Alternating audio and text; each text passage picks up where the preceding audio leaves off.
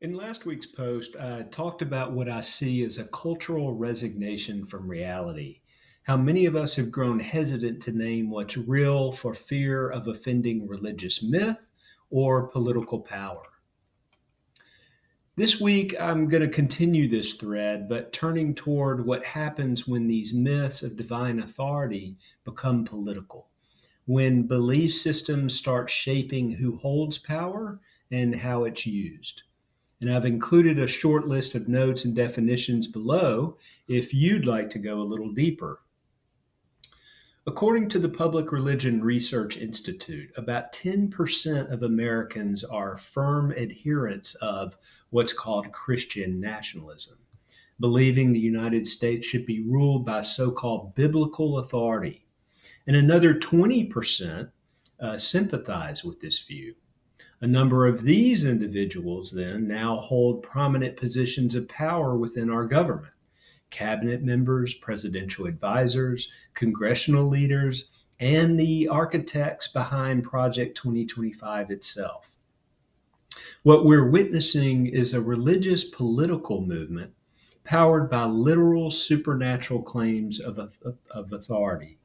People who believe the U.S. should be officially Christian and governed by, quote, biblical rule. More specifically, though, by their particular interpretation of the Bible. So, together, that's nearly a third of our country shaped by what I'm calling a double fabrication. And let me say more about what I mean by this. The first fabrication, which I spoke about last week, is supernatural literalism itself. Belief in claims like virgin births, bodily resurrections, Jesus is the Son of God, biblical inerrancy. These are mythic stories interpreted as factual events. But once taken literally, they grant absolute authority to certain figures, texts, or institutions, whether take your pick: Moses, Jesus, Muhammad, Joseph Smith, and others.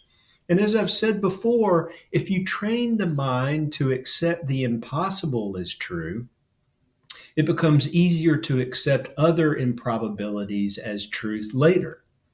And this conditioning then leads to the second fabrication, political dominion, which builds on the first. It extends supernatural authority into public life, recasting Jesus not as a teacher or healer, but as a militant ruler and defender of hierarchy.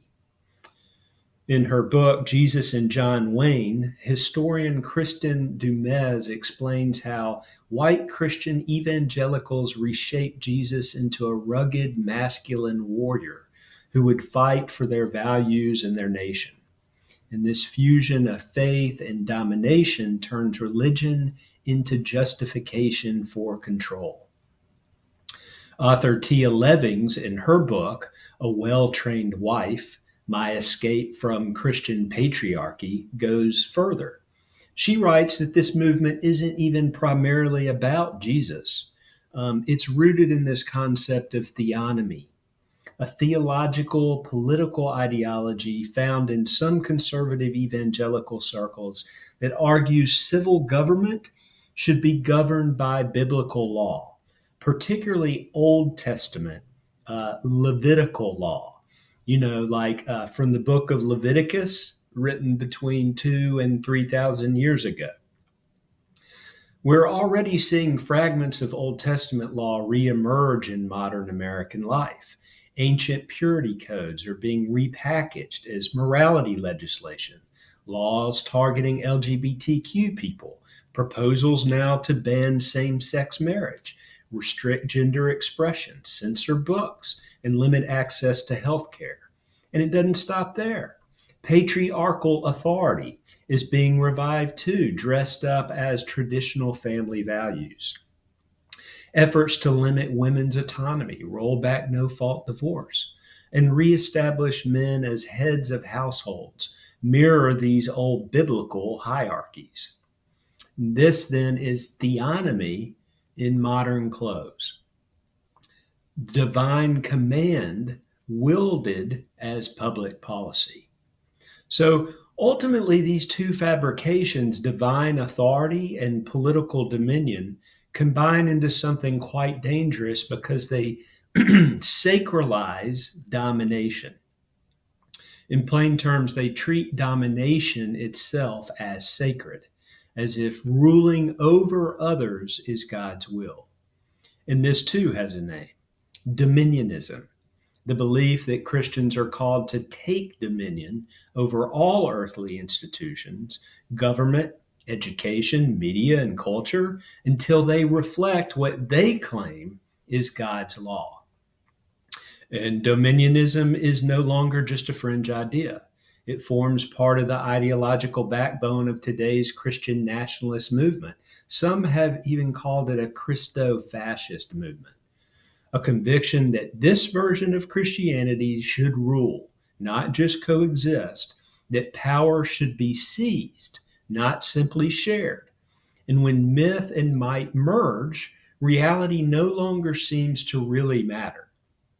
Only victory does.